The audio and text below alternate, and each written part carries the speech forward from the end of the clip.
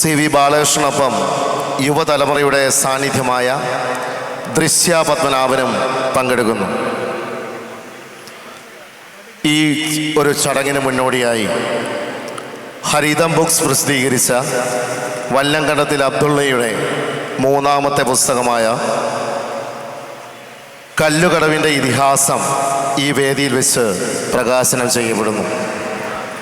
ഒരു ചക്കക്കഥ, തേച്ചുമിനുക്കിയ കത്തി എന്നീ പുസ്തകങ്ങൾക്ക് ശേഷം മിത്തും ഭാവനയും ചരിത്രവും സമ്മേളിക്കുന്ന മനോഹരമായ നോവലാണ് കല്ലുകടവിൻ്റെ ഇതിഹാസം.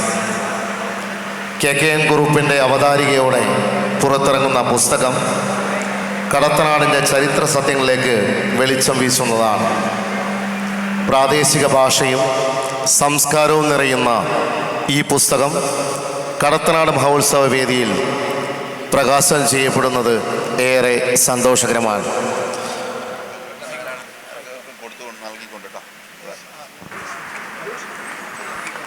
ഈ പുസ്തകം ഈ വേദിയിൽ CV ബാലകൃഷ്ണൻ പ്രിയങ്കരനായ കൽപ്പറ്റ നാരായണൻ മാസ്റ്റർക്ക് നൽകിക്കൊണ്ട് ഈ ഒരു പ്രകാശന കർമ്മം നിർവഹിക്കുന്നു.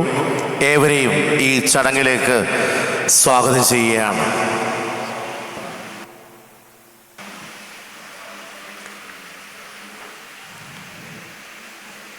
ഹരിതം ബുക്സ് പ്രസിദ്ധീകരിച്ച വല്ലങ്കണ്ടത്തിൽ അബ്ദുള്ളയുടെ മൂന്നാമത്തെ പുസ്തകമായ കല്ലുകടവിൻ്റെ ഇതിഹാസം ഇതാ ഈ വേദിയിൽ വെച്ച് പ്രകാശനം ചെയ്യപ്പെടുന്നു.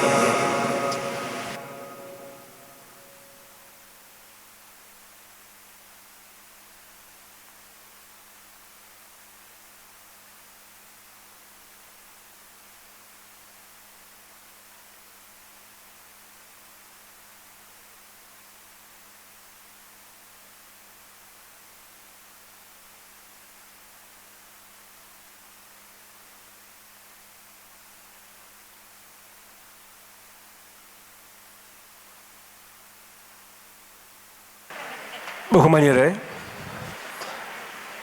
കടത്തനാട്ട് സാഹിത്യോത്സവത്തിൻ്റെ 3ാം എഡിഷൻ ഇന്നത്തോടുകൂടി സമാപിക്കുക. 3ാം ദിവസമായ ഇന്ന് ഈ 1ാം വേദിയിൽ നടക്കുന്ന വളരെ പ്രൗഢഗംഭീരമായ ഒരു സാഹിത്യ സംവാദമാണ് നടക്കുന്നത്. ഈ പരിപാടിയിൽ CV ബാലകൃഷ്ണൻ ആമുഖമില്ലാതെ മലയാളത്തിലെ വായനക്കാർക്ക് നല്ല പരിചയമുള്ള മുഖം. 70കൾ മുതൽ മലയാള സാഹിത്യത്തിലെ ഒരു നിറസാന്നിധ്യം. 60ലേറെ കൃതികൾ എഴുതി മലയാളികളുടെ പ്രിയപ്പെട്ട എഴുത്തുകാരൻ, തിരക്കഥാകൃത്ത്, നോവലിസ്റ്റ്, അങ്ങനെ എല്ലാ മേഖലകളിലും പ്രതിഭ തെളിയിച്ച പ്രിയപ്പെട്ട മലയാളികളുടെ എഴുത്തുകാരൻ CV ബാലകൃഷ്ണൻ ഇവിടെ സംബന്ധത്തിനായി വരികയാണ്. അദ്ദേഹത്തെ ഹാർദവമായി ഞാൻ സ്വാഗതം ചെയ്യുന്നു. അതുപോലെ പുതുതലമുറയുടെ പ്രതീകമായി CV-യുമായി സംവദിക്കുവാനെത്തിയ പ്രിയപ്പെട്ട ദൃശ്യ പത്മനാഭനെയും ഞാൻ ഈ വേദിയിലേക്ക് സ്വാഗതം ചെയ്യുന്നു.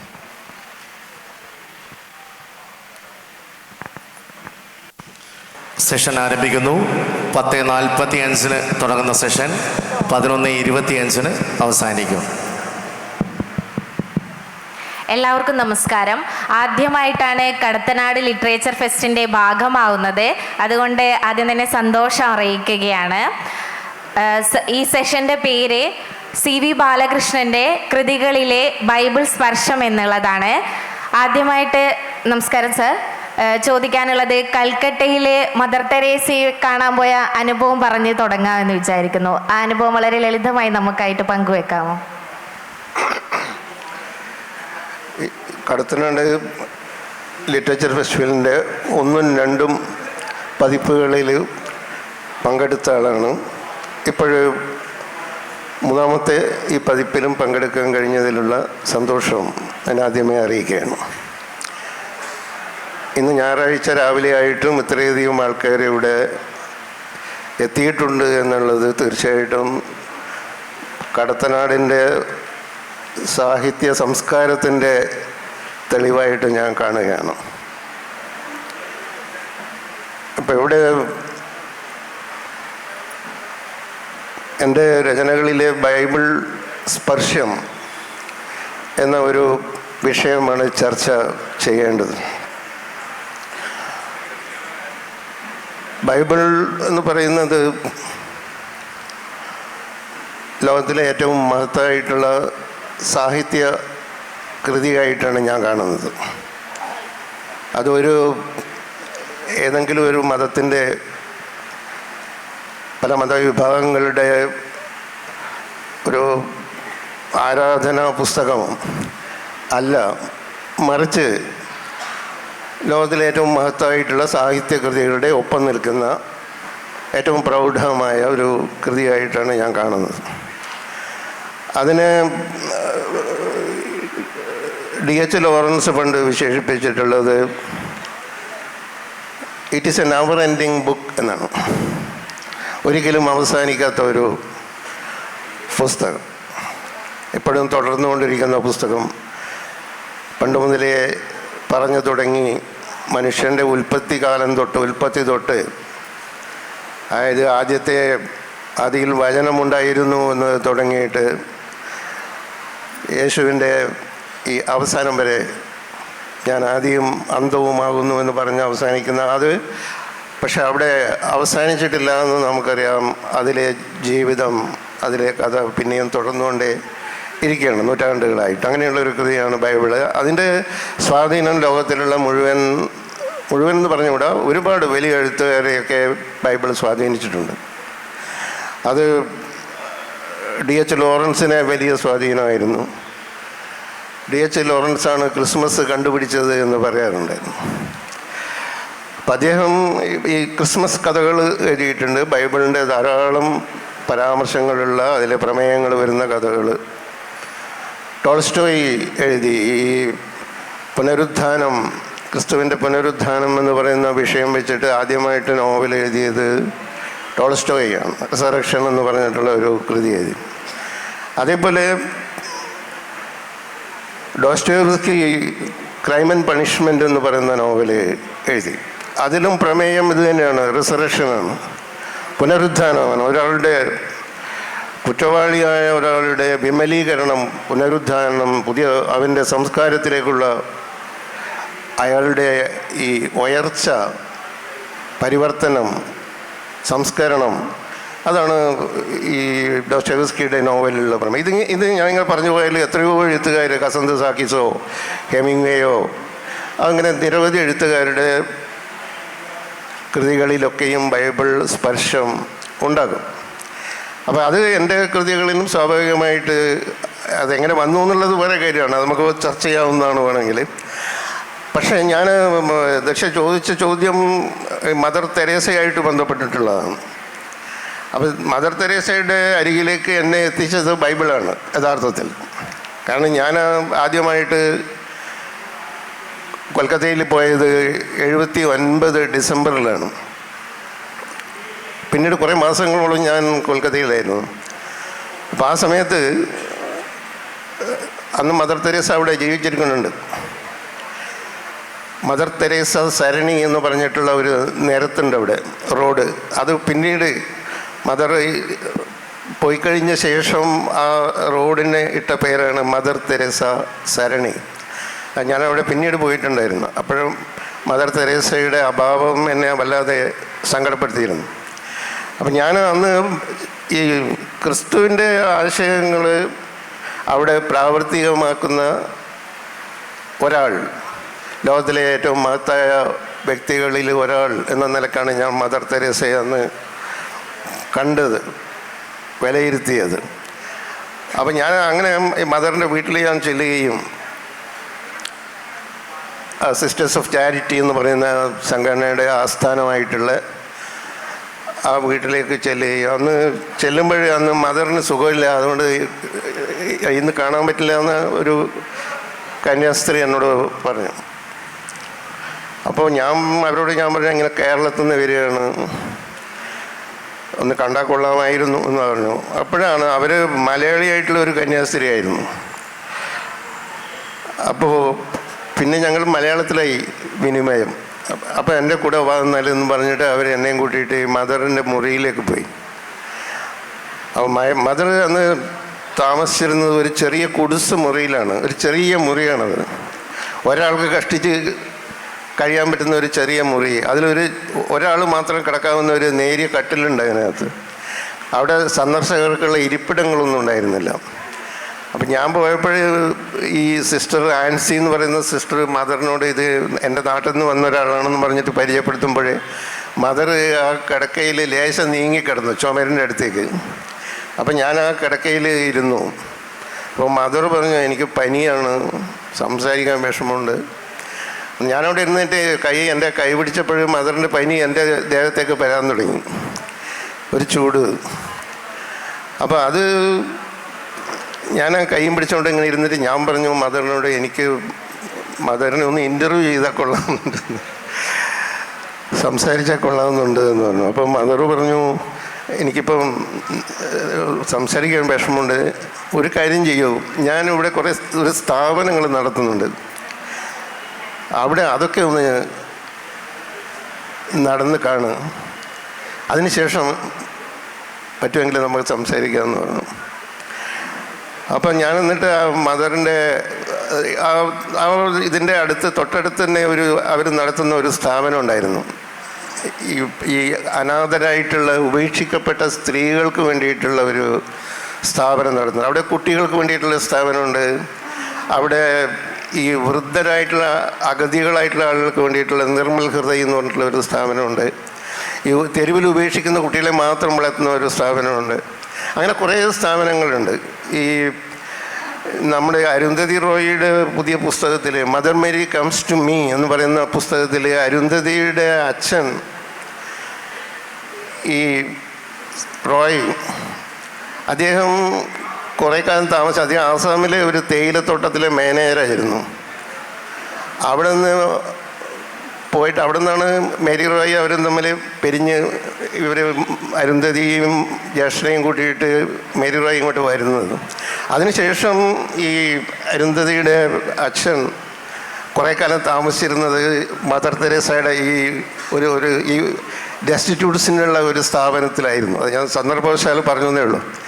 അപ്പം ഞാൻ ഈ സ്ത്രീകളുടെയും അവരുടെ മാനസിക നിലം തെറ്റുകയൊക്കെ ചെയ്തിട്ടുള്ള ഈ സ്ത്രീകളുടെ സ്ഥാപനത്തിലേക്കാണ് ഞാൻ ആദ്യം പോയത്. എൻ്റെ കൂടെ ആ കന്യാസ്ത്രീ ഉണ്ടായിരുന്നു. അപ്പം ഞാൻ പോയപ്പോൾ ഒരു സ്ത്രീ ദൂരെ നിന്ന് ഓടി വന്നിട്ട് എന്നെ കെട്ടിപ്പിടിച്ചിട്ട് ബംഗാളിയിൽ എന്തോ പറഞ്ഞു. അപ്പം ഞാനാകെ വല്ലാതായി. ഇവരിങ്ങനെ വെറുതെ ഇതായിട്ട് കെട്ടിപ്പിടിച്ച് കരയാണ്. അപ്പം ഞാൻ സിസ്റ്ററിനോട് ഞാൻ ചോദിച്ചു, എന്താ അവർ പറഞ്ഞത്? അപ്പോൾ ആൻസി എന്നോട് പറഞ്ഞു, നീ വരാൻ എന്താ ഇത്രയും വൈകിയത് എന്നാണ് അവർ ചോദിച്ചത്. നീ വരാൻ എന്താ ഇത്രയും വൈകിയത്? അപ്പോൾ അവിടെ നിന്ന് ഞാൻ മദറിൻ്റെ മറ്റ് സ്ഥാപനങ്ങൾ കാണുകയും അതിലെ കുട്ടികൾക്കുള്ള അതിനെക്കുറിച്ച് മാതൃഭൂമി ആഴ്ചപ്പതിപ്പിൽ എഴുതിയിരുന്നു. ഈ മദറിൻ്റെ സന്ദർശനത്തെക്കുറിച്ച് മാതൃഭൂമി വാരാന്ത പതിപ്പിൽ എഴുതി. അങ്ങനെ കുറേ കാര്യങ്ങൾ എഴുതിയിരുന്നു. പക്ഷേ മദറിൻ്റെ അവിടേക്ക് എന്നെ എത്തിച്ചത് ശരിക്കും ബൈബിളാണ്. സാറിൻ്റെ ഒരു കഥയുടെ പേര് അവൻ ശരീരത്തിൽ നടന്നു സഹിച്ചു എന്നാണ്. അപ്പോൾ ആ കഥയെ നമുക്ക് വേണമെങ്കിൽ ഒരു ക്രിസ്മസ് കാല ഓർമ്മയായിട്ട് വേണമെങ്കിൽ പറയാം. കാരണം സാന്താക്ലോസായി സ്വപ്നം കാണുന്ന അച്ഛനും അതേപോലെ തന്നെ രാത്രിയിൽ വരുന്ന മോഷ്ടാക്കളെ പിടികൂടുന്ന ജനങ്ങളും പിന്നീട് ആ മോഷ്ടാവ് ക്രിസ്തുവാണെന്ന് തിരിച്ചറിയുന്നതും ഒക്കെയാണ് ആ കഥ വളരെ ലളിതമായി പറഞ്ഞാൽ. അങ്ങനെയാണെങ്കിൽ CV ബാലകൃഷ്ണൻ എന്ന എഴുത്തുകാരൻ്റെ ജീവിതത്തിലെ വളരെ രസകരമായതോ അല്ലെങ്കിൽ ഓർമ്മയിൽ എന്നും തങ്ങി നിൽക്കുന്നതോ ആയിട്ടുള്ള എന്തെങ്കിലും ക്രിസ്മസ് അനുഭവം ഉണ്ടെങ്കിൽ നമ്മളോടൊന്ന് പങ്കുവെക്കാമോ? അല്ല, അവൻ ശരീരത്തിൽ സഹിച്ചു എന്ന് പറയുന്നത് ഈ ബൈബിളിൻ്റെ പുതിയ നിയമത്തിൻ്റെ സത്തയാണ് ആ വാക്യം. അത് യേശുക്രിസ്തു ശരീരത്തിൽ സഹിച്ചു. അവൻ ശരീരത്തിൽ സഹിച്ചു എന്ന് പറയുമ്പോൾ അത് യേശുക്രിസ്തു ശരീരത്തിൽ സഹിച്ചു. ഈ ശരീരത്തിൽ ആണിയടിച്ച് കയറുന്നു, മുൾക്കിരീടം അണിയുന്നു, ചാട്ടവാറിൻ്റെ അടിയേൽക്കുന്നു, ഈ ഭാരമുള്ള മരക്കുരിശുമായിട്ട് എത്രയോ ദൂരം കയറി ചെന്നിട്ട് അവസാനം ഈ കാകുൽത്തയിലെത്തുന്നു. അപ്പോൾ അത് പിന്നെ മുഴുവൻ ശരീരത്തിൽ സഹിക്കുകയാണ് ചെയ്തത്. ക്രിസ്മസിൻ്റെ ഇതല്ല നമ്മുടെ അത് മരണമാണ്. ശരീരത്തിൽ സഹിച്ചു എന്ന് പറയുന്നത് ആ മരണം വരെയാണ് സഹിക്കുന്നത്. ഇത് ജനിക്കുന്നതാണ്. നമ്മൾ ക്രിസ്മസ് ആഗം എന്ന് പറഞ്ഞിട്ടൊരു കഥ ഞാൻ ഈ അടുത്തിടയിൽ എഴുതിയിരുന്നു. ഏറ്റവും ഒടുവിൽ മാതൃഭൂമി ആഴ്ചപ്പതിപ്പിൽ പ്രസിദ്ധീകരിച്ച എൻ്റെ കഥ അതാണ്, ക്രിസ്മസ് ആഗമം എന്നാണ്. അത് തിരുപ്പിറവിയായിട്ട് ബന്ധപ്പെട്ടതാണ്. എങ്ങനെയാണ് ഈ ക്രിസ്മസ് ഉണ്ടായത്, അത് ആ ദിവസം എന്തായിരുന്നു, എങ്ങനെയാണ് അത് ഈ നമ്മോടൊപ്പമുണ്ട്. ഞാൻ ആ ക്രിസ്മസ് സമയത്ത് ഒരു കുറിപ്പെഴുതിയിരുന്നു, നമ്മോടൊപ്പമുണ്ട് ക്രിസ്മസ് എന്നും എന്നാണ് ഞാൻ പറയുന്നത്. എന്നും നമ്മോടൊപ്പം ഉണ്ട്.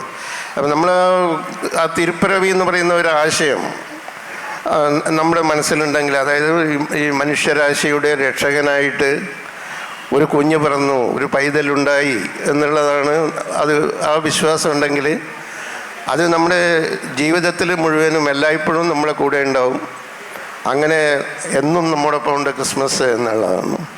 അപ്പോൾ അത് വളരെ ഈ ആഹ്ലാദകരമായിട്ടുള്ള ഒരു ഓർമ്മയാണ് ഈ ക്രിസ്മസ് എന്ന് പറയുന്നത്. കാരണം അത് അങ്ങനെ ഒരു ജനനത്തെ, അങ്ങനെ ഒരു ജനനം മാത്രമല്ല, അന്നത്തെ ഒരു ഭരണ വ്യവസ്ഥയെ, ഈ റോമൻ ആധിപത്യം, അതിൻ്റെ കീഴിലുള്ള ഈ വ്യത്യസ്തരായിട്ടുള്ള ജനവിഭാഗങ്ങളുടെ ജീവിതം, അവർ സഹിച്ചത്, അവരുടെ മോചനത്തിന് വേണ്ടിയിട്ട് ഒരാൾ ജനിച്ചു എന്നുള്ള ഒരു വലിയ ഒരു വാഗ്ദാനം നിറവേറിയതായിട്ടുള്ള ഒരു സന്ദർഭമാണ് ക്രിസ്മസ്. അപ്പോൾ അത് എല്ലായ്പ്പോഴും അതിൻ്റെ ഓർമ്മകൾ ഒരുപാടുണ്ട്. പല നഗരങ്ങളിൽ വെച്ചിട്ടുള്ള ക്രിസ്മസ് എൻ്റെ മനസ്സിലുണ്ടായിരുന്നു. സാറിൻ്റെ ജീവിതയാത്രയിലെ ഏത് ഘട്ടത്തിലാണ് ബൈബിളിനെ കൂടെ കൂട്ടിയത്? ബൈബിള് വരുന്നത് കുറെ കഴിഞ്ഞ്, എൻ്റെ യൗവനകാലത്താണ് ബൈബിൾ എൻ്റെ അടുത്തേക്ക് വരുന്നത്. എന്താ പറയുക, കാരണം എൻ്റെ ഒരു ജീവിത പശ്ചാത്തലത്തിൽ ഈ ക്രൈസ്തവരില്ലാത്തൊരു സ്ഥലത്താണ് ഞാൻ ജനിച്ചതും വളർന്നതും ഒക്കെ. അവിടെ പള്ളിയില്ല, അവിടെ ക്രിസ്ത്യാനികളും ഉണ്ടായിരുന്നില്ല. ഞാൻ അവിടെ നിന്ന് പിന്നീട് ഒരു വളരെ വിദൂരമായിട്ടുള്ള ഒരു മലയോര ഗ്രാമത്തിലെത്തിയപ്പോഴാണ് ആദ്യമായിട്ട് ഒരു പള്ളിയിൽ ചെന്നപ്പോൾ അവിടുത്തെ വൈദികനാണ് എനിക്ക് ബൈബിള് സമ്മാനിച്ചത്. അന്നാണ് ഞാൻ ആദ്യമായിട്ടൊരു കുർബാന കാണുന്നതും കുർബാനയിൽ പങ്കെടുക്കുന്നതും. അന്നാണ് ഞാൻ ആദ്യമായിട്ടൊരു വെന്തിങ്ങ കഴുത്തിൽ ഇട്ട് നടക്കുന്നത്.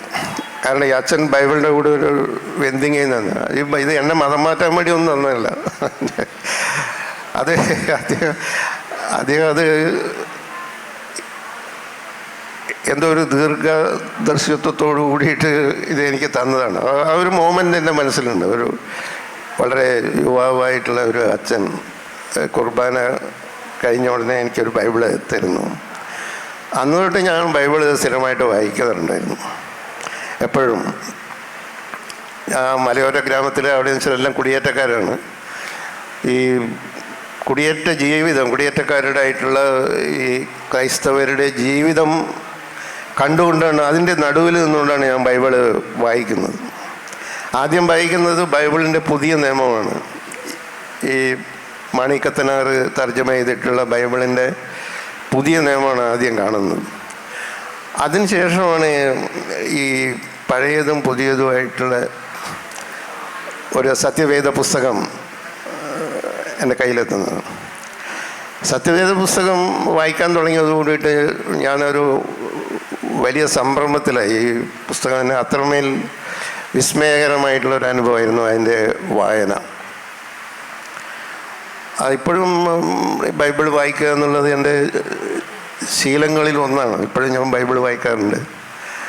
ഈ ചിലപ്പോൾ അതിലത്തെ ഒരു സുവിശേഷം, ചിലപ്പോൾ അതിൻ്റെ വെളിപാട് പുസ്തകം, ചിലപ്പോൾ പഴയ നിയമത്തിലെ സങ്കീർത്തനങ്ങൾ, അല്ലെങ്കിൽ സോളമൻ്റെ ഗീതം, അല്ലെങ്കിൽ വിലാപങ്ങൾ, സദൃശവാക്യങ്ങൾ, ഇതൊക്കെ ഇടയ്ക്കിടയ്ക്ക് വായിച്ചു നോക്കുക എന്നുള്ളത് നമ്മുടെ ജീവിതത്തിൽ വലിയ സങ്കടമൊക്കെ തോന്നുമ്പോൾ നമ്മൾ ഉത്തമഗീതം വായിച്ചു നോക്കും. ഉത്തമഗീതം വായിക്കുമ്പോൾ നമ്മുടെ ജീവിതം വീണ്ടും ഒന്ന് പ്രസാദാത്മകമാകുന്നതായിട്ട് നമുക്ക് തോന്നും. എൻ്റെ പ്രിയെ വരിക, എൻ്റെ സുന്ദരി വരിക എന്നൊക്കെയുള്ള വാക്യങ്ങൾ നമ്മൾ ഒരുപാടുമ്പോൾ നമ്മൾ വീണ്ടും ഒന്ന് തളിർത്ത് വരുന്നത് പോലെ തോന്നുന്നു. അപ്പോൾ ഇപ്പോഴും ഞാൻ ആ ബൈബിളിലേക്ക് വീണ്ടും വീണ്ടും തിരികെ പോകുന്ന ഒരു കൃതിയാണ്. ഈ ബൈബിളിലേക്ക് വീണ്ടും വീണ്ടും തിരികെ പോവുകയാണെന്നൊക്കെ പറയുന്നത് കൊണ്ട് ചോദിക്കുകയാണ്, ഈ നിത്യഹരിത യൗവനം എന്നൊക്കെ നമുക്ക് പറയാലോ CV ബാലകൃഷ്ണൻ സാറിനെ.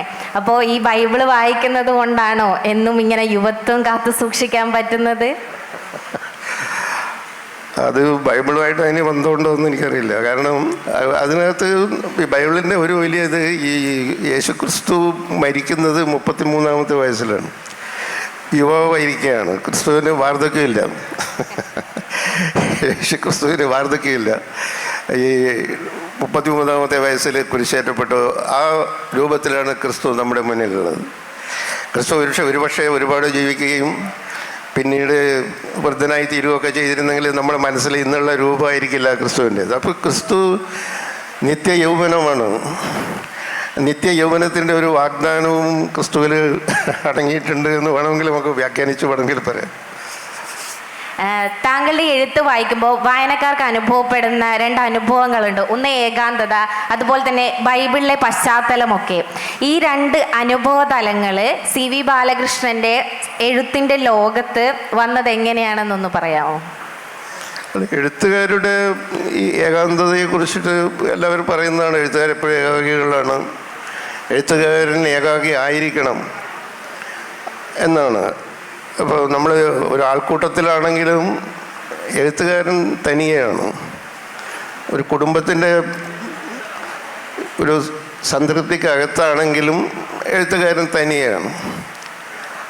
കാരണം എഴുത്തുകാരൻ എന്ന നിലയ്ക്ക് എഴുത്ത് എന്ന് പറയുന്നത് വളരെ ഏകാന്തമായിട്ടുള്ളൊരു ജോലിയാണ്. കാരണം എഴുത്ത് പോലെ ഏകാന്തമായിട്ടുള്ള ഒന്ന് വായന മാത്രമാണ് എന്നെ സംബന്ധിച്ച്. മറ്റുള്ളവർക്ക് എങ്ങനെയാണെന്ന് എനിക്കറിയില്ല. കാരണം അത് എനിക്ക് അടുത്ത ആൾക്കാരും സംസാരിക്കുമ്പോൾ പുസ്തകം വായിക്കാൻ പറ്റില്ല, അടുത്ത ആൾക്കാരും സംസാരിക്കുമ്പോൾ എഴുതാനും പറ്റുകയില്ല. ഈ ലോകത്തിലെ ഏറ്റവും ഏകാന്തമായ തൊഴിൽ എഴുത്താണ് എന്നാണ് ഞാൻ വിശ്വസിക്കുന്നത്. അത് ആ ഏകാന്തത ഇല്ലെങ്കിൽ എഴുതാൻ പറ്റുകയില്ല.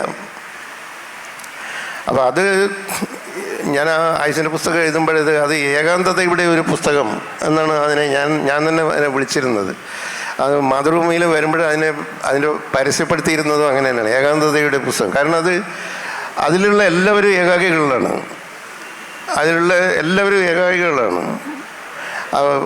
അതിൽ പ്രധാനപ്പെട്ട കഥ യോഹന്നാനാണെങ്കിൽ അയാളുടെ ഏകാന്തത ഏറ്റവും തികഞ്ഞ് പോകുന്നതാണ് അതിൻ്റെ അവസാനം. ഏകാന്തതയാണ് ഏതിലാണ് അത് അവസാനിക്കുന്നത്. അവൻ ഒറ്റയ്ക്ക് ഉള്ള സ്ഥലത്താണ് അവസാനിക്കുന്നത്.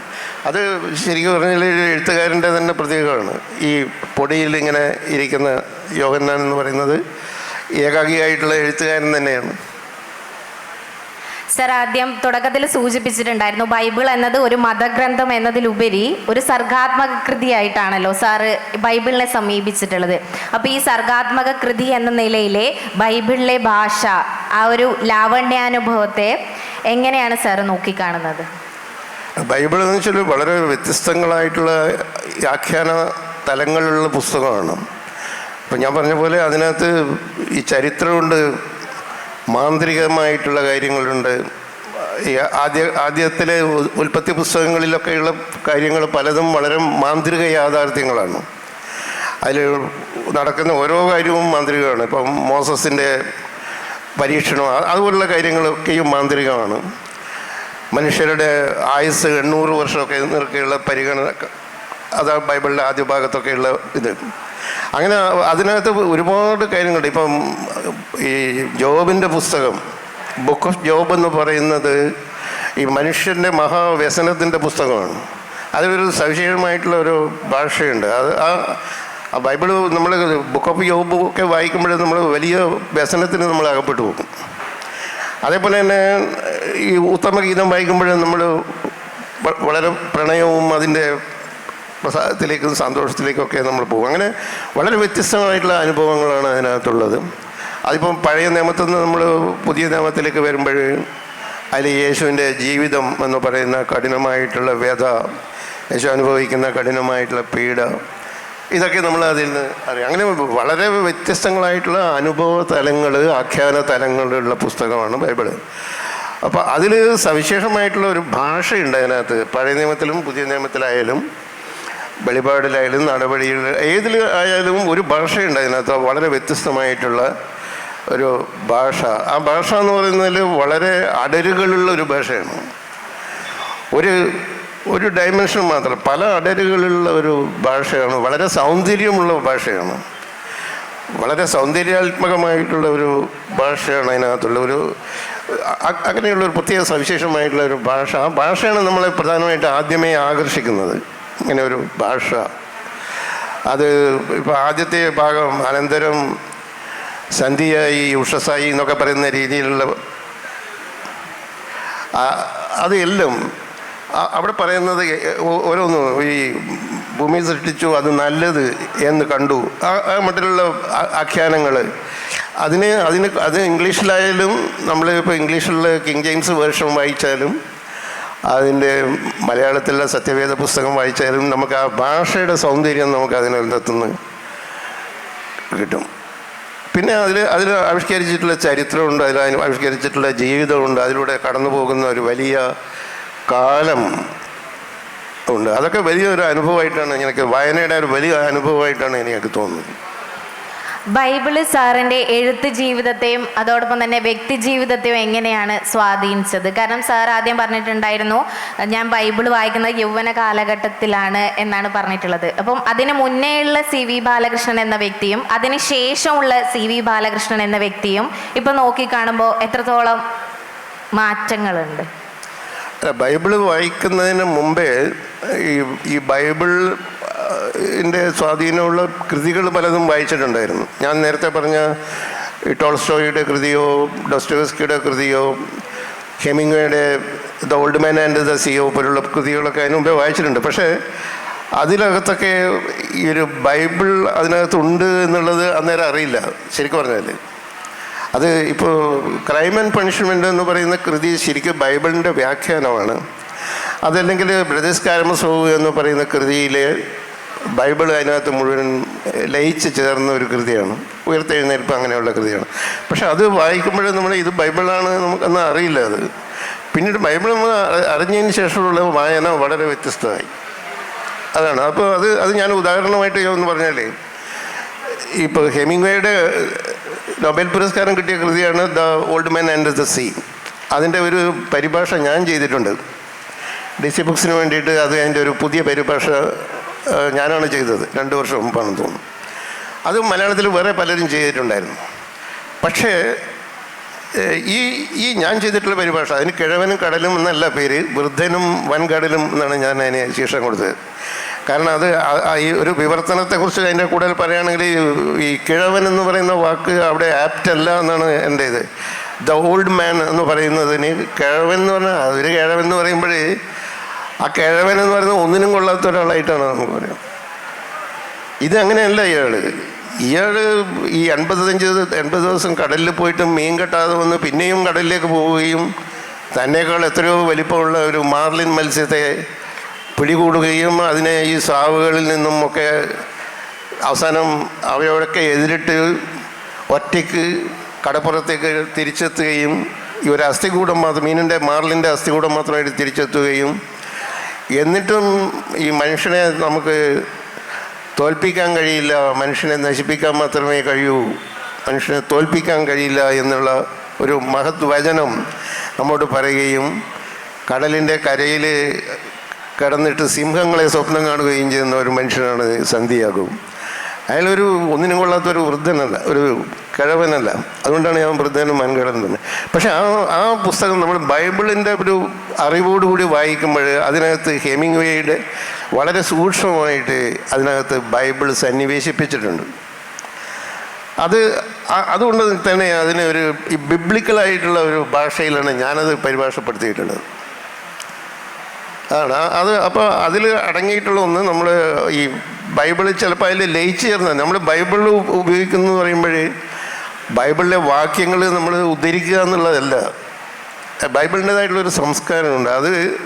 ആ കൃതിയിൽ എങ്ങനെ നമ്മളിപ്പോൾ ഈ ഓൾഡ് മാൻ ആൻഡ് സീ വായിച്ചാൽ അതിനകത്ത് ബൈബിളിൻ്റെ വാക്യങ്ങൾ എവിടെയില്ല, പക്ഷേ അതിനകത്ത് ബൈബിളുണ്ട്.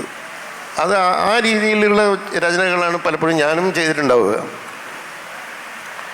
നമുക്കറിയാം നിരൂപകരിൽ കെ.പി.അപ്പൻ്റെ കൃതികളിലെല്ലാം തന്നെ ബൈബിൾ സ്പർശമുള്ളതാണ്. അദ്ദേഹത്തിൻ്റെ കൃതികളായിക്കോട്ടെ, കന്യാമറിയത്തെക്കുറിച്ച് എഴുതിയിട്ടുള്ള മധുരൻ നിൻ ജീവിതം, അതൊക്കെ. അപ്പോൾ കെ.പി.അപ്പനെ വായിക്കുമ്പോൾ ബൈബിളിനെ സ്വാധീനിച്ചിട്ടുണ്ടോ? അല്ലെ കെ.പി.അപ്പനും തമ്മിലുള്ളൊരു ബന്ധത്തെ പറ്റി മുന്നേ 1995 തോന്നുന്നു സാറും കെ.പി.അപ്പനും തമ്മിലൊരു ഇൻ്റർവ്യൂ ഉണ്ടായിരുന്നു, അഭിമുഖം. അത് വാരാന്ത്യ പതിപ്പിൽ വന്നിട്ടുണ്ട്. അന്ന് ഞാൻ ജനിച്ചിട്ട് പോലും ഇല്ല, അത് വേറെ ഒരു കാര്യം. അപ്പോൾ ആ ഒരു അനുഭവത്തെ പറ്റി ഒന്ന് പറയാമോ?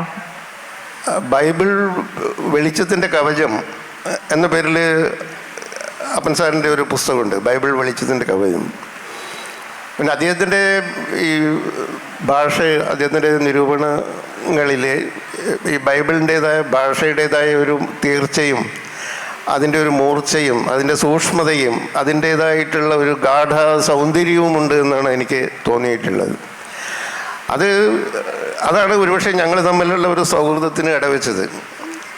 അപ്പം അതിന് ഞങ്ങൾ ഈ ഇപ്പോൾ പറഞ്ഞ ഒരു അഭിമുഖ സംഭാഷണം മലയാള മനോരമയ്ക്ക് വേണ്ടിയിട്ട് ചെയ്തതായിരുന്നു. ഒരു 95 ഈസ്റ്ററിനെ. അതിപ്പോൾ എത്ര കൊല്ലമായത്? 30 കൊല്ലം. അപ്പോൾ അന്ന് ബൈബിളിൻ്റെ ഈസ്റ്ററിൻ്റെ ഒരു പ്രത്യേക പതിപ്പിന് വേണ്ടിയിട്ട് മലയാള മനോരമയുടെ വാരാന്ത്യ പതിപ്പിനായിട്ട് ഞാൻ അപ്പൻ സാറുമായിട്ട് ഒരു പകൽ മുഴുവനും ഞങ്ങൾ സംസാരിച്ചു. ഞങ്ങളുടെ വിഷയം ബൈബിളായിരുന്നു. രാവിലെ തൊട്ട് വൈകുന്നേരം വരെ ഞങ്ങൾ ബൈബിള് സംസാരിച്ചു. എനിക്ക് ഭക്ഷണം കഴിക്കാൻ പോലും മറന്നുപോയി. ആ സംഭാഷണം ഒരു 1.5 പേജിൽ അധികം മനോരമയിൽ പബ്ലിഷ് ചെയ്യുകയുണ്ടായി. അത് പിന്നീട് എൻ്റെ കണ്ണാടിക്കടൽ എന്ന് പറയുന്ന പുസ്തകത്തിൽ അത് ചേർത്തിട്ടുണ്ടായിരുന്നു. അപ്പോൾ അത് ബൈബിള് അപ്പൻ സാറിനെ വളരെ സ്വാധീനം. അത് ബൈബിൾ അപ്പൻ സാറിലേക്ക് എന്നെ അടുപ്പിച്ചതും ബൈബിളാണ്. ഞാൻ നേരത്തെ പറഞ്ഞ പോലെ അദ്ദേഹം ബൈബിളിൽ വളരെ നിഷ്ണാതനാണ്. അതിൽ വായിച്ചിട്ടുള്ളതിൻ്റെ ഒരു കൾച്ചർ അദ്ദേഹത്തിൻ്റെ രചനകളിലുണ്ട്. അപ്പോൾ എൻ്റെ ചില ഇത് വായിച്ചിട്ട് അപ്പൻ സാറും ബൈബിളിനെ കുറിച്ച് എന്നോട് പറയാറുണ്ടായിരുന്നു. അങ്ങനെയാണ് ഞങ്ങൾ ഇരുന്ന് സംസാരിക്കുന്നത്. ഒരു ദിവസം മുഴുവൻ ഞങ്ങൾ ബൈബിളിനെ കുറിച്ച്, അതിലത്തെ കഥാപാത്രങ്ങളെക്കുറിച്ച്, യോബിൻ്റെ വ്യസനത്തെക്കുറിച്ച്, യേശുക്രിസ്തുവിനെ കുറിച്ച് ഒക്കെ അത് എൻ്റെ മനസ്സിലൊരു ഇപ്പോഴും അതൊരു വളരെ മധുരം നിൻ്റെ ജീവിതം എന്ന് പറഞ്ഞതുപോലെ മധുരം എൻ്റെ ഓർമ്മ എന്ന് പറയാവുന്നതാണ് അപ്പൻ സാറിൻ്റെ. അപ്പോൾ അദ്ദേഹത്തെ പോലെ ബൈബിൾ മറ്റാരെയും സ്വാധീനിച്ചിട്ടില്ല എന്നാണ് എനിക്ക് തോന്നുന്നത്. നേരത്തെ സൂചിപ്പിച്ച കഥയുണ്ടല്ലോ, അവൻ ശരീരത്തിൽ സഹിച്ചു എന്നുള്ളത്, അത് ഒരു ബൈബിൾ വാചകമാണ്. അതുപോലെ തന്നെ ജ്ഞാനസ്നാനം എന്നൊരു കഥ, അതുപോലെ ചുഴലിക്കാറ്റിൻ്റെ വരവ് എന്നതിൽ ബൈബിളിലെ പഴയ നിയമത്തിലെ വരികൾ ഉദ്ധരിക്കുന്നുണ്ട്. സന്തതി എന്ന കഥ അവസാനിക്കുന്നത് തന്നെ എന്താണ്, അസാധാരണമായ നിശബ്ദത, അതായത് അനന്തരമെങ്ങും അസാധാരണമായ നിശബ്ദതയായി എന്ന് പറഞ്ഞുകൊണ്ടാണ്. അതേപോലെ സാറിൻ്റെ നോവലായിട്ടായിട്ടുള്ള കടൽ ഗുഹകൾ എന്ന കൃതി അവസാനിക്കുന്നത് മനുഷ്യൻ അപ്പം കൊണ്ട് മാത്രമല്ല ജീവിക്കുന്നത് എന്നാണ്. അതുപോലെ തന്നെ സാറിൻ്റെ ഏത് കൃതി എടുത്ത് പരിശോധിച്ചാലും അതിലൊക്കെ നമുക്കൊരു അടിമുടി ബൈബിൾ സ്പർശം കാണാൻ പറ്റും. എങ്ങനെയാണ് ഇത്രത്തോളം ബൈബിളിനെ സ്വാധീനിക്കപ്പെട്ടത്? അത് ബൈബിൾ വായനയിൽ നിന്നുണ്ടായതാണോ, അല്ലെങ്കിൽ വ്യക്തിപരമായിട്ടുള്ള എന്തെങ്കിലും അനുഭവങ്ങളിൽ നിന്നുണ്ടായതാണോ? അല്ലേ, ചില കൃതികൾ നമ്മളെ അത്രമേൽ സ്വാധീനിക്കും ചിലപ്പോഴും. അത് ഇപ്പോൾ രാമായണം ചിലർ സ്വാധീനിക്കാം, മഹാഭാരതം ചിലർക്ക് സ്വാധീനമായിട്ട് തീരാം. പക്ഷേ ഈ രാമായണവും മഹാഭാരതവും നാരായണീയവും ഒക്കെ വായിക്കുന്ന ഒരു വീടിനാണ് ഞാനുണ്ടായിരുന്നത് സത്യം പറഞ്ഞാൽ. കാരണം എൻ്റെ അച്ഛന് ഇതൊക്കെ നാരായണീയമൊക്കെ ഹൃദയസ്ഥമാക്കിയിട്ടുള്ള ഒരാളാണ്. ഞാൻ നാരായണീയമൊക്കെ കേട്ട് പഠിക്കുന്നത് ഈ ശാന്താകാരം ഭുജഗശയനം എന്നൊക്കെയുള്ള വരികൾ, ഇതൊക്കെ ഞാൻ കേൾക്കുന്നത് അച്ഛൻ ചൊല്ലിക്കേട്ടിട്ടാണ്. അതേപോലെ ഈ കൃഷ്ണഗാഥ നമ്മൾ വായിക്കുന്ന വീട്ടിൽ വായിക്കാറുണ്ടായിരുന്നു. രാമായണ മാസങ്ങളിൽ രാമായണം വായിക്കാറുണ്ടായിരുന്നു. പക്ഷേ എന്തുകൊണ്ടോ ആ കൃതികൾ എന്തുകൊണ്ടോ നമുക്ക് അത്ര വലിയൊരു സ്വാധീനം ചെലുത്തിയിട്ടില്ല എന്നുള്ളതാണ് എനിക്ക് എൻ്റെ ഒരു വ്യക്തിപരമായിട്ടുള്ള ഒരു അനുഭവം. അങ്ങനെയാണ്. നമ്മൾ ഇതൊന്നും വായിക്കാതിരുന്നിട്ടില്ല. ഇപ്പം മഹാഭാരതം, വിദ്വാൻ കെ പ്രകാശത്തിൻ്റെ മഹാഭാരതം ആ 10 വോള്യവും ഞാൻ ഇരുന്ന് വായിച്ചിട്ടുണ്ട്. അതേപോലെ ഈ കൃതികൾ, ഈ നമ്മൾ പറയുന്ന ഭഗവത്ഗീത പോലുള്ള കൃതികളും വായിച്ചിട്ടുണ്ട്. ഉപനിഷത്തുകൾ വായിച്ചിട്ടുണ്ടായിരുന്നു. മിക്കവാറും കൃതികൾ ഇതൊക്കെ വായിച്ചിട്ടുണ്ട്. പക്ഷേ ഇത് നമ്മളൊരു നിത്യ സ്വാധീനമായിട്ട് മാറിയത് ശരിക്കും ബൈബിളാണ്. അത്രയും നമ്മൾ അതിൽ ശരീരത്തിൽ, ആത്മാവിൽ അത് അലിഞ്ഞു ചേർന്നു എന്ന് വേണമെങ്കിൽ പറയാം. സാറ് വായിച്ചിട്ടുള്ള ബൈബിൾ അടിസ്ഥാനമാക്കിയിട്ടുള്ള അല്ലെങ്കിൽ ബൈബിൾ കൊണ്ട് മനോഹരമാക്കിയിട്ടുള്ള കൃതികൾ ഏതെങ്കിലും ഉണ്ടോ? ഉദാഹരണം പറയുകയാണെങ്കിൽ നമുക്ക് സക്കറിയയുടെ ആർക്കറിയാം, അല്ലെ എന്തുണ്ട് വിശേഷം പിലാത്തോസേ എന്നൊക്കെ പറഞ്ഞ പോലെയുള്ള കൃതികളുണ്ടല്ലോ. അതുപോലെ വായനയിൽ മലയാളത്തിൽ ബൈബിൾ സ്വാധീനമുള്ള ചില കൃതികളുണ്ട്. അത് ഇപ്പോൾ പാറപ്പുറത്തിൻ്റെ അരനാഴിക നേരമാണ് അതിൽ ഒരുപക്ഷെ ഏറ്റവും മികച്ച് നിൽക്കുന്ന ഒരു കൃതി. പൊൻകുന്നം വർക്കിയുടെ കഥകളുണ്ട്, ചില കഥകൾ. സക്കറിയയുടെ ചില കണ്ണാടി കാൺമോളവും എന്നൊക്കെ പറഞ്ഞ പോലുള്ള ചില കഥകളുണ്ട്. യേശുക്രിസ്തുവിനെ തന്നെ കഥാപാത്രമാക്കിക്കൊണ്ട് ഞാനും ചില രചനകൾ എഴുതിയിട്ടുണ്ട്. ചെമ്മരിയാടുകളുടെ ഇടയിൽ ആട്ടിൻകുട്ടി എന്ന പോലെയെന്നോ അങ്ങനെയൊക്കെ പറഞ്ഞിട്ടുള്ള, അത് ബൈബിളിലുള്ള ചില സാധനം. ഇപ്പോൾ വയലിലെ ശോഷനെ പോലെ എന്നൊക്കെ പറയുന്ന രീതിയിലുള്ള ചില ഈ ബൈബിൾ പ്രത്യക്ഷമായിട്ട് തന്നെ എടുത്ത് ഉദ്ധരിക്കുന്ന രീതിയിലുള്ള ചില കഥകൾ ഞാനും എഴുതിയിട്ടുണ്ട്. പക്ഷെ ലോക ഭാഷകളിൽ ഈ ഒരുപാട് രചനകളുണ്ട്. നമ്മൾ പറയുന്ന കസന്ത് സാഗീസിൻ്റെ കൃതിയായാലും, പിന്നെ സരമാഗോയുടെ കൃതികളായാലും, ടോൾസ്റ്റോയ് ആയാലും, ഡോസ്റ്റോയെവ്സ്കി, ഇവരൊക്കെ കൃതികളിൽ ഇത് ബൈബിൾ ഭയങ്കരമായിട്ട് ഉണ്ട്. നമ്മൾ മലയാളത്തിൽ അത്രയേറെ വന്നിട്ടുണ്ട്. മലയാളത്തിലെ പല എഴുത്തുകാരെയും ബൈബിൾ സ്വാധീനിച്ചിട്ടേ ഇല്ല. പല എഴുത്തുകാരും ബൈബിളിൻ്റെ ഒരു സംസ്കാരം ഉൾക്കൊണ്ടിട്ടേ ഇല്ല എന്ന് നമുക്ക് പറയാം. ഞാനതിൽ പേരെടുത്ത് പറയാൻ ഉദ്ദേശിക്കുന്നില്ല. അത് വളരെ ചുരുക്കം ആൾക്കാരുടെ കൃതികളിലും അത് ചിലപ്പോൾ ഈ ക്രൈസ്തവ നാമങ്ങളുള്ള കഥാപാത്രങ്ങൾ ചിലരുടെ കൃതികളിൽ ഉണ്ടാവാം. പക്ഷെ അതിന് ബൈബിളായിട്ട് യാതൊരു ബന്ധമില്ല. അത് നമ്മൾ ക്രിസ്ത്യാനികളുടെ ഒരു നായകൻ്റെ പേര് റോയി എന്നാണെങ്കിൽ അതിന് ബൈബിളായിട്ട് തന്നെ യാതൊരു ബന്ധമില്ല. അത് ഒരു പേര് മാത്രമേ ഉള്ളൂ. അത് അപ്പോൾ അത് അങ്ങനെയല്ല. അത് ബൈബിളിൻ്റെ ഒരു സ്വാധീനം ഈ രീതിയിൽ വളരെ സമഗ്രമായിട്ട് അതിനെ ഉൾക്കൊള്ളുകയും അത് നമ്മുടെ ഈ ജീവിതവുമായിട്ട് അതിനെ കലർത്തുകയും ബന്ധിപ്പിക്കുകയും ചെയ്യുന്നു എന്നുള്ളതാണ് അതിൽ. അത് ആ ബൈബിളെന്ന് വെച്ചാൽ ജീവിക്കുന്ന ഒരു പുസ്തകമാണ്, നിത്യജീവിതമാണ്. നിത്യജീവിതമാണ് ബൈബിളിൻ്റെ ഒരു വാക്യം, അതിൻ്റെ ഒരു വാഗ്ദാനം. അപ്പോൾ അത് ജീവിക്കുന്ന ഒരു പുസ്തകമാണ്. അത് മനുഷ്യരുടെ ഇടയിൽ ജീവിക്കുന്ന ഒരു പുസ്തകമാണ്. മനുഷ്യരുള്ളിടത്തോളം കാലം ജീവിക്കുന്ന ഒരു പുസ്തകമാണ്. അത് എഴുത്തുകാരെ എത്രയോ കാലം മുമ്പേ സ്വാധീനിച്ചിട്ടുള്ളതാണ്. അതിപ്പോഴും ആ സ്വാധീനം തുടരുന്നുണ്ട്. സാറിന് ഇഷ്ടപ്പെട്ട ബൈബിൾ വാക്യം ഏതെങ്കിലും ഒന്ന് പറയാമോ? അങ്ങനെ പറയാൻ വയ്യ. ബൈബിളിലെ ഒരുപാട് കാര്യങ്ങൾ, വാക്യങ്ങൾ. എന്നാലും വായനക്കാർക്ക് അറിയാനൊരു കൗതുകം ഉണ്ടാവുമല്ലോ, കാരണം ഇന്നും നിരന്തരം വായിച്ചു കൊണ്ടിരിക്കുകയാണെന്നാണല്ലോ പറയുന്നത്. അതെ, അതുകൊണ്ട് എല്ലാം ബൈബിൾ മൊത്തം എൻ്റെ മനസ്സിലുള്ളതുകൊണ്ട് അത് ഞാൻ നേരത്തെ പറഞ്ഞല്ലോ, ആദിയിൽ വചനമുണ്ടായി എന്ന് പറഞ്ഞിട്ടാണ് ബൈബിൾ തുടങ്ങുന്നത്.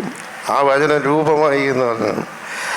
അത് പിന്നീടുള്ള ഉൽപ്പത്തി എന്ന് പറയുന്ന അതുകൾ വളരെ കാവ്യാത്മകമായിട്ടുള്ള ഭാഗങ്ങൾ മുഴുവനും നമുക്ക് പറയാൻ വേണ്ടി പറ്റും. അത് യോബിൻ്റെ പുസ്തകത്തിലുള്ളതെല്ലാം വളരെ കാവ്യാത്മകമായിട്ടുള്ള ഭാഗങ്ങളാണ്. അതേപോലെ തന്നെ ഈ ഉത്തമഗീതത്തിലുള്ളത് മുഴുവനും കാവ്യമാണ്. അത്രയും സൗന്ദര്യമുള്ള വാക്യങ്ങളാണ് എല്ലാം. അതുപോലെ തന്നെ നമ്മുടെ പുതിയ നിയമത്തിലേക്ക് വരുമ്പം അതിലുള്ള പൗലോസിൻ്റെ സ്നേഹത്തെക്കുറിച്ച് പറയുന്ന വാക്യം, സ്നേഹത്തെക്കുറിച്ച് നമ്മൾ സ്നേഹമാണ് അഖിലസാരം മൊഴിയിൽ എന്ന് ആശാൻ പാടുന്നതിൻ്റെ മുമ്പേ സ്നേഹമില്ലെങ്കിൽ എന്നും പറഞ്ഞിട്ട് പൗലോസ് എഴുതിയിട്ടുള്ള വരികളുണ്ടായാലും സ്നേഹത്തെക്കുറിച്ച് ഏറ്റവും വാചാലമായിട്ട് എഴുതിയിട്ടുള്ളത് ഈ പൗലോസ് അപ്പസ്തോലനാണ്. എൻ്റെ ഉള്ളിൽ എന്തുണ്ടായാലും എൻ്റെ ഉള്ളിൽ സ്നേഹമില്ലെങ്കിൽ ഞാൻ മുഴങ്ങുന്ന ചേമ്പലയോ മറ്റേ കിളിങ്ങുന്ന കൈത്താളമോ ആവും എന്നൊക്കെ പറയുന്ന ആ വാചകങ്ങളൊക്കെ. അങ്ങനെ ബൈബിൾ ഏത് പേജ് എടുത്താലും അതിലൊക്കെ ഈ തരത്തിലുള്ള വാക്യങ്ങൾ നമുക്ക് കാണും. ബൈബിളിലെ ഭാഷാ സൗന്ദര്യമാണോ എഴുത്തിലേക്ക് പ്രചോദിപ്പിച്ചത്? അല്ല, ഞാനത് നേരത്തെ പറഞ്ഞല്ലോ, ബൈബിളിലെ ഭാഷയുണ്ട്, ബൈബിളിലെ ജീവിതമുണ്ട്, ബൈബിളിൻ്റെതായിട്ടുള്ള ഒരു സംസ്കാരമുണ്ട്, എല്ലാം. സാറിന്റെ ഇപ്പോൾ പുതിയ പുസ്തകം ഉണ്ടല്ലോ, എഴുത്തിലെ അൾത്താരകൾ, ആ കൃതിയെ പറ്റിയിട്ടൊന്ന് പറയാമോ? കാരണം അതിലെ പേര് പോലും നമുക്ക് ബൈബിളിനെ ഓർക്കുന്നതാണല്ലോ. അതെ, അത് ഇപ്പോൾ ആയുസിൻ്റെ പുസ്തകം എന്ന് പറയുന്നത് ശരിക്കും ഒരു ബിബ്ലിക്കലായിട്ടുള്ള ഒരു ടൈറ്റിലാണ്. ആയുസിൻ്റെ പുസ്തകമൊന്നും ബൈബിളിൽ പറയുന്നില്ല, പക്ഷേ അതിൽ ഈ വെളിപാട് പുസ്തകത്തിനകത്ത് പറയുന്നുണ്ട്, ജീവൻ്റെ ഗ്രന്ഥത്തെക്കുറിച്ച് പറയുന്നുണ്ട്.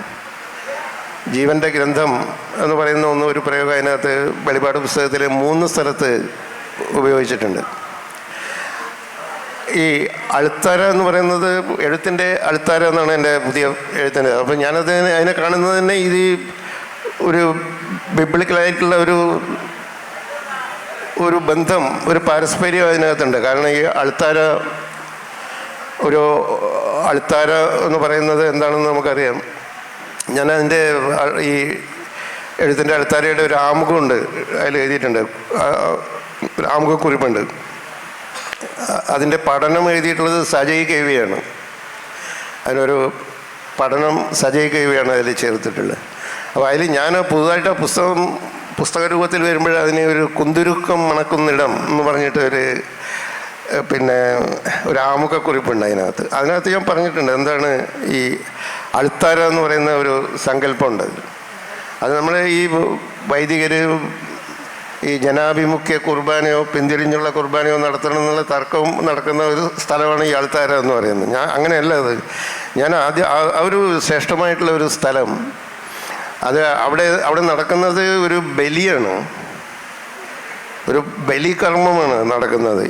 ഇതെൻ്റെ രക്തമാണ്, ഇതെൻ്റെ മാംസമാണ് എന്ന് പറയുന്ന ആ ഗത്സമേനിയിലത്തെ ഈ ഒടുവിലത്തെ അത്താഴം, അതാണ് ശരിക്കും ഇവിടെ നടക്കുന്നത്.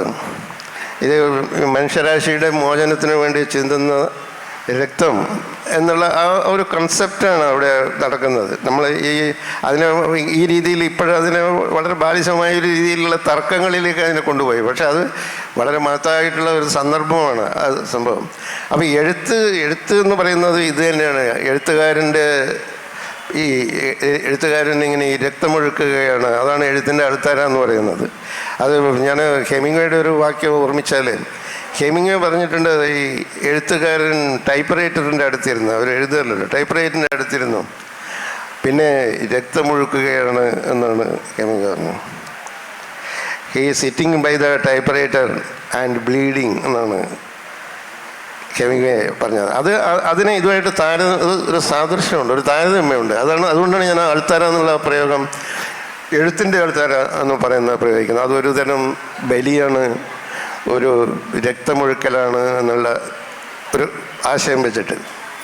സാർ തുടക്കത്തിൽ സൂചിപ്പിച്ചിട്ടുണ്ടല്ലോ, മലയോര പ്രദേശത്തിലെ ഒരു അച്ഛനാണ് ബൈബിൾ സമ്മാനിച്ചത് എന്ന്. അപ്പോൾ ആ അച്ഛനെ പറ്റിയിട്ട് അല്ല, ആ അച്ഛന് സ്തുതിയായിരിക്കട്ടെ എന്നേ പറയാൻ പറ്റുള്ളൂ. ആ അച്ഛൻ എവിടെ ഉണ്ടെന്ന് എനിക്കറിയില്ല. അദ്ദേഹത്തിന് അത് എനിക്ക് തരണമെന്ന് തോന്നി. എത്രയോ ആൾക്കാർ അന്ന് അവിടെ പള്ളിയിൽ കുർബാനൊക്കെ പോയിട്ടുണ്ടായിരുന്നു. പക്ഷേ അന്ന് എനിക്കന്ന് 10-21 വയസ്സോ മറ്റേ ഉള്ളൂ, വളരെ ചെറുതാണ്. ഇന്നത്തെ ഇപ്പോൾ വൃദ്ധനൊന്നും അല്ലായിരുന്നു. അപ്പോൾ അവിടെ അദ്ദേഹം എനിക്കത് തരണമെന്ന് ഞാൻ പറഞ്ഞല്ലോ, ഈ ബൈബിള് ഇയാളുടെ കയ്യിൽ കൊടുക്കണം, ഇയാളത് വായിച്ചോളും, ഇതിൽ നിന്ന് ഈ എന്തെങ്കിലുമൊക്കെ രചനകൾ ഇയാൾ പിന്നീട് ഉണ്ടാക്കുമായിരിക്കും, നേട്ടങ്ങൾ ഉണ്ടാക്കുമായിരിക്കാം.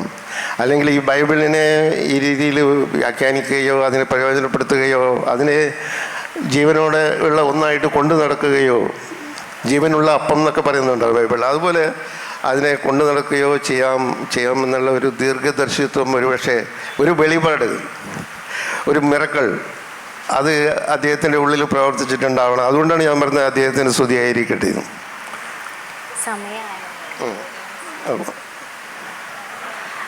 ഈ ഒരു ചർച്ചയെ തുടർന്ന് കഴിഞ്ഞാൽ ഈ ചർച്ച വെറും ഒരു ഏകപക്ഷീയമായ ചർച്ച മാത്രമായി പോകും. അതുകൊണ്ട് തന്നെ നിങ്ങൾ ഓഡിയൻസിൽ നിന്ന് ആർക്കെങ്കിലും CV ബാലകൃഷ്ണൻ സാറിനോട് ചോദിക്കാനുണ്ടെങ്കിൽ ചോദിക്കാവുന്നതാണ്. സമയമുണ്ടോ? സമയത്തിന് ഹലോ, നമസ്കാരം സാർ. ഇപ്പോൾ അടുത്ത കാലത്ത് വന്ന വ്യാകുല മാതാക്കൾ എന്ന കഥ, ഇപ്പോൾ സാറ് നേരത്തെ പറഞ്ഞ മദർ തെരേസയെ കണ്ട ഒരു അനുഭവത്തിൻ്റെ വെളിച്ചത്തിൽ ഇപ്പോൾ പറഞ്ഞ ടൈപ്പ് റൈറ്റിൽ ജനാഥൻ എന്ന് പറയുന്ന അതിലുള്ള ഒരു എന്താ പറയുക, ഒരു തന്തയില്ലാത്ത ആയിട്ടുള്ള ഒരാൾ ടൈപ്പ് ചെയ്തുകൊണ്ടിരിക്കുന്നുണ്ട്. ഫസ്റ്റ് ടൈപ്പ് ചെയ്യുന്ന വാക്ക് മദറാണ്. പിന്നീട് പിന്നെ ബൈബിളിൻ്റെ കുറേ സംഗതികൾ അതിൽ വരികയും കടലിലൂടെ നടന്നു വരികയൊക്കെ ചെയ്യുന്ന കുറേ ഫ്ലാഷ് ബാക്കുകളൊക്കെ ഉണ്ട്, ഫാൻറ്റസി. അതിനുശേഷം ഈ കഥ അവസാനിക്കുന്നതും ഒരേ വാക്ക്, ഈ പറഞ്ഞ മദർ എന്ന വാക്ക് റിപ്പീറ്റ് ചെയ്തുകൊണ്ടാണ്. അപ്പോൾ ഇതിൽ കന്യാമറിയവും അതുപോലെ തന്നെ മദർ തെരേസയൊക്കെ ആണോ? അതെ, അത് വ്യാകുല മാതാക്കൾ എന്ന് പറയുന്നത്, നമ്മൾ ഈ വ്യാകുലം എന്നുള്ള വാക്ക് സാധാരണ ഈ മേരിയുമായിട്ട് കണക്ട് ചെയ്തിട്ടാണ് സാധാരണ പറയുന്നത്. വ്യാകുലയായ മേരി, വ്യാകുല മാതാവ് എന്ന് പറയുന്നത്. ഈ അമലോത്ഭവ മാതാവ്, മേരി ഇമ്മാക്കുലേറ്റ് എന്ന് പറയുന്നത്, അങ്ങനെ മേരിയുമായിട്ട് കണക്ട് ചെയ്തിട്ടുള്ള ചില വാക്കുകൾ. അതിലൊന്നാണ് ഈ വ്യാകുലം എന്ന് പറയുന്നത്. വ്യാകുലം എന്ന് പറഞ്ഞാൽ വ്യസനമാണ്, വ്യാകുല മാതാക്കൾ.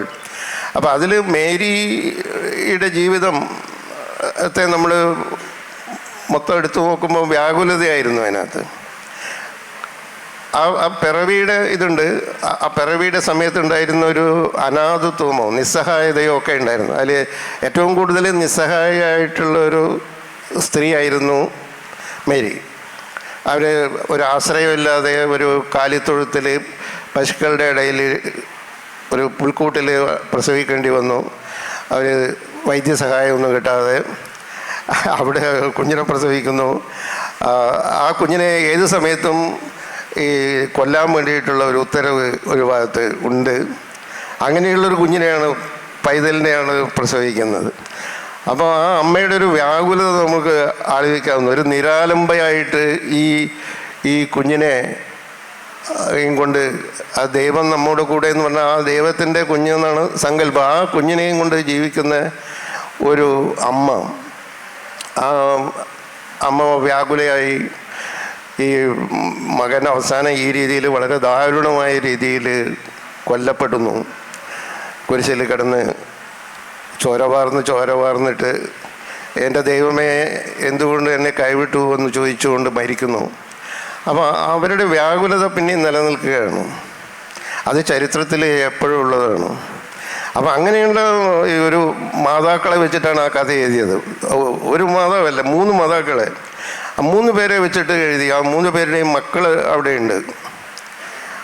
അതിൽ പിന്നെ യേശുക്രിസ്തു ഒരു തവണ അമ്മയോട് ചോദിച്ചത്, അമ്മ അടുത്തേക്ക് പോയിട്ട് പറഞ്ഞപ്പോൾ യേശുക്രിസ്തു ചോദിച്ചൊരു ചോദ്യമുണ്ട്, സ്ത്രീയെ എനിക്കും നിനക്കും തമ്മിൽ എന്ത് എന്നാണ് ചോദിച്ചത്. അപ്പം മേരിയെ കൈവിടിഞ്ഞ ഒരു മകനാണ് ക്രിസ്തു. ശരിക്കും പറഞ്ഞാൽ അത് ഈ വലിയ മാതൃ സ്നേഹം കാണിച്ച ഒരാളല്ല ക്രിസ്തു. കാരണം ക്രിസ്തുവിൻ്റെ കൂടെ പിന്നീടുണ്ടായത് വേറൊരു മേരിയാണ്, മഗ്ദലേന മേരിയാണ് അവസാനം കൂടെ ഉണ്ടായിരുന്നത്. ക്രിസ്തുവിൻ്റെ ശരീരം ഇറക്കി കിടത്തുമ്പോൾ അവിടെ ഉണ്ടായിരുന്നത് മേരിയാണ്, മഗ്ദലേന മേരിയാണ്. പക്ഷെ നമ്മൾ ആ മകനെ ഈ 2 മോഷ്ടാക്കളുടെ കൂടെ ഈ ഗഗുൽത്തായിൽ തറച്ചിട്ട് ആ 3 ദിവസം ഇങ്ങനെ ചോര വാർന്ന് ഇങ്ങനെ മരിക്കുന്ന ഒരു മകനെ പ്രസവിച്ച ഒരു അമ്മയുടെ വ്യാകുലത എത്ര തീവ്രമായിരിക്കും. ആ തീവ്രത അനുഭവിക്കുന്ന മാതാക്കൾ ഇപ്പോഴും ഉണ്ട്. എത്രയോ മാതാക്കളുടെ വ്യാകുലത അതേ തീവ്രതയോടുകൂടി ലോകത്ത് ഇപ്പോഴും തുടരുന്നുണ്ട് എന്നുള്ള ഒരു സന്ദേശമാണ്, നിരീക്ഷണമാണ് ഈ വ്യാകുല മാതാക്കൾ എന്ന് പറയുന്ന കഥയിൽ ഉള്ളത്. സാറേ, എനിക്ക് പറയാനുള്ളത് നമ്മുടെ ആയുസ്സിൻ്റെ പുസ്തകം. അപ്പോൾ ഈ ആയുസ്സിൻ്റെ പുസ്തകത്തിൽ അത് എവിടെയോ നിങ്ങൾ എഴുതിയിട്ടുണ്ട്. അത് എഴുതിയത് കൽക്കത്തയിലെ ഒരു പള്ളിയിൽ വെച്ചാണ് എന്നാണ് പറഞ്ഞത്. അപ്പോൾ ശരിക്കും അതിലെ യോഹന്നാൻ എന്ന് പറയുന്ന കഥാനായകൻ, കേന്ദ്ര കഥാപാത്രം, ശരിക്കും ഒരു ആത്മരതിയുള്ള കഥാപാത്രം, അല്ലെങ്കിൽ നമ്മുടെ എല്ലാ അഭിനിവേശങ്ങളെയും പിന്നെ കൂടെ കൊണ്ടുപോകുന്ന ഒരു കഥാപാത്രമാണ് യോഹന്നാൻ. പിന്നെ ആത്മരതിയും സ്വവർഗരതിയും ലൈംഗികതയും എന്ന് പറഞ്ഞാൽ ശരിക്കും ഈ മതം എന്ന് പറയുന്നത് ഒരു ചട്ടക്കൂടാണല്ലോ.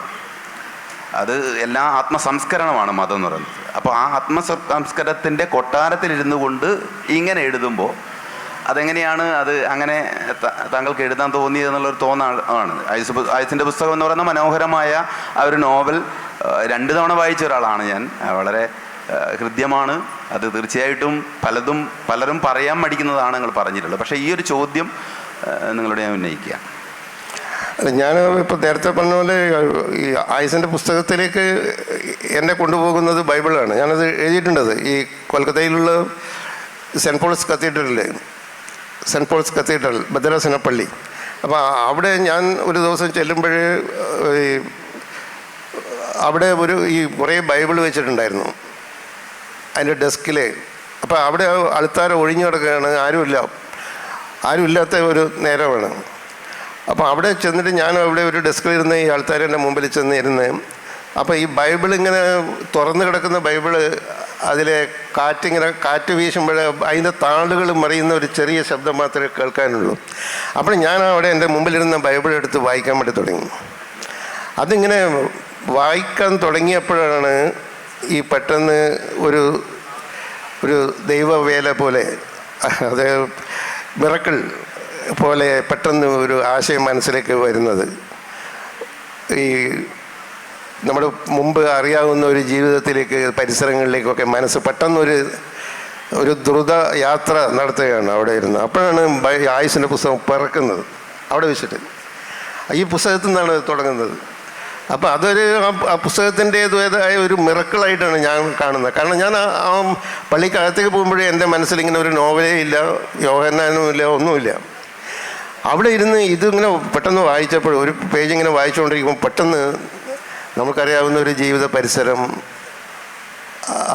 അവിടുത്തെ ആൾക്കാർ, ഇതൊക്കെ മനസ്സിലേക്ക് ഇങ്ങനെ വരികയും പിന്നെ ഞാൻ ബൈബിള് അത് വെച്ചിട്ട് ഒരു നോവൽ എഴുതാൻ തുടങ്ങുകയും ചെയ്തു. ഞാൻ അവിടെ നിന്ന് ഇറങ്ങിയിട്ട് അവിടെ ഇരുന്ന് എഴുതിയില്ല. ഞാൻ അവിടെ ഇരുന്ന് അതിൻ്റെ തൊട്ടടുത്ത് തന്നെ വിക്ടോറിയ മെമ്മോറിയൽ എന്ന് പറയുന്ന കൽക്കത്തയിലെ പ്രസിദ്ധമായിട്ടുള്ള സ്ഥാപനം, അതിൻ്റെ ഒരു ബെഞ്ചിലിരുന്നാണ് ആദ്യമായിട്ട് ഈ ആനിയും യോഹന്നാനും ഈ പടവുകൾ ഇറങ്ങി എന്നുള്ള വാക്യം എഴുതുന്നത് അവിടെ ഇരുന്നിട്ടാണ്. ആ വിക്ടോറിയ മെമ്മോറിയലിൻ്റെ മുന്നിലുള്ള ഒരു ബെഞ്ചിലിരുന്നിട്ടാണ് ആദ്യം എഴുതുന്നത്.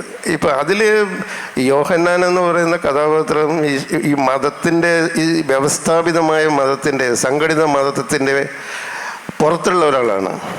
അതിൻ്റെ ഉള്ളിൽ നിൽക്കുന്ന ഒരു ആളല്ല, അതിൻ്റെ ഒരു റബലാണ് ആ കഥാപാത്രം. അതിലുള്ള യാക്കോബ് എന്ന് പറയുന്ന കഥാപാത്രം അതിനെ ചോദ്യം ചെയ്യുന്ന ആളാണ്. ഈ സംഘടിത മതത്തോട് എനിക്ക് യാതൊരു യോജിപ്പില്ല. ഈ സംഘടിത മതത്തിൻ്റെ അതിൻ്റെ ഈ രീതികളെ ചോദ്യം ചെയ്യുന്ന കഥാപാത്രങ്ങളാണ് അതിനകത്തുള്ളത് മുഴുവനും, എല്ലാവരും. കാരണം അതിനകത്ത് ഒരു കൊച്ചച്ഛൻ, ഒരു ഷമ്മാശൻ എന്ന് പറയുന്ന ആൾ സഭാവസ്ത്രം ഊരി എറിഞ്ഞിട്ട് ഒരു പെൺകുട്ടിയുടെ കൂടെ വേറൊരു ജീവിതത്തിലേക്ക് പോകുന്നതാണ് ഒന്ന്. അതാണ് അതിനകത്ത് വലിയൊരു റബ്ബലായിട്ടുള്ള ഒരു കാര്യം, അതാണ് നടക്കുന്നത്. അയാൾ ഇത് പുല്ലുപോലെ വലിച്ചെറിഞ്ഞിട്ട് ആ പെൺകുട്ടിയുടെ കൈയും പിടിച്ച് എവിടെയൊക്കെ പോയി. പിന്നെ എങ്ങോട്ടാണ് പോയെന്ന് നമ്മൾ പറഞ്ഞില്ല. കാരണം ഈ ചുറ്റുവട്ടത്ത് മാത്രമാണ് ആ കഥയുള്ളത്. ആ ഒരു 4 അതിരുകൾക്കുള്ളിൽ മാത്രമാണ് നടക്കുന്നത്. അപ്പോൾ അതിൻ്റെ ഉള്ളിൽ നിന്നുകൊണ്ട് ഈ വ്യവസ്ഥക്കെതിരെ, ഈ വ്യവസ്ഥാപിതത്വത്തിനെതിരെ, ഈ സഭാപരമായിട്ടുള്ള ഷാഢ്യങ്ങൾക്കെതിരെ, അതിൻ്റെ ഈ നിർബന്ധങ്ങൾക്ക് എതിരെ, നിയമങ്ങൾക്കെതിരെ ഈ ഒരു ഏകാഗിയുടെ കലാപമാണ് യഥാർത്ഥത്തിൽ ഈ ആയുസിൻ്റെ പുസ്തകത്തിൽ നടക്കുന്നത്. യോഹന്നാൻ അങ്ങനെയുള്ള ഒരു ഇതാണ് ചെയ്യുന്നത്. പിന്നെ അത് ഈ പല അനുഭവങ്ങളിലൂടെ കടന്നു പോകുന്നു, ഈ പറഞ്ഞ പോലുള്ള പലതരത്തിലുള്ള. പക്ഷേ ആത്യന്തികമായിട്ട് ഈ ഒറ്റപ്പെടലിൻ്റേതായിട്ടുള്ള ഒരു അനുഭവത്തിലേക്ക് അവൻ വരികയാണ് ചെയ്യുന്നത്. അവൻ്റെ കൂടെ ഈ വലിയ ഈ പള്ളിയോ ഈ വലിയ ആൾക്കൂട്ടമോ അൽമായരുടെ വലിയ ഇതോ ഒന്നുമില്ല. ഈ വത്തിക്കാൻ്റെ മാഹാത്മ്യം ഒന്നും അവൻ്റെ മേലെയില്ല. വത്തിക്കാനിൽ ചെന്നാൽ ക്രിസ്ത്യാനിക്ക് ലേശം അഹങ്കാരം തോന്നുമെന്ന് ജോൺ എബ്രഹാം പറഞ്ഞായിരുന്നു. അപ്പം ഇത് ഒന്നുമില്ല, ഈ കെട്ടിപ്പൊക്കിയ സാമ്രാജ്യങ്ങളൊന്നുമില്ല. ആത്യന്തികമായിട്ടുള്ള ഒരു ഏകാന്തതയെക്കുറിച്ചിലേക്ക് എത്തുകയാണ്. അതാണ് അവൻ ചെയ്യുന്ന ഒരു നിഷേധം അതിൽ കാണിക്കുന്നത്. അതാണ് ഏകാന്തതയാണ്, ഏകാഗിയാണ് മനുഷ്യൻ എന്ന് അവൻ പറയുകയാണ് ചെയ്യുന്നത്.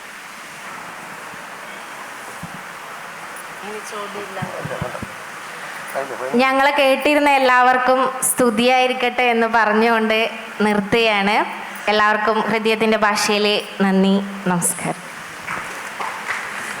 തൻ്റെ തന്നെ ഏകാന്ത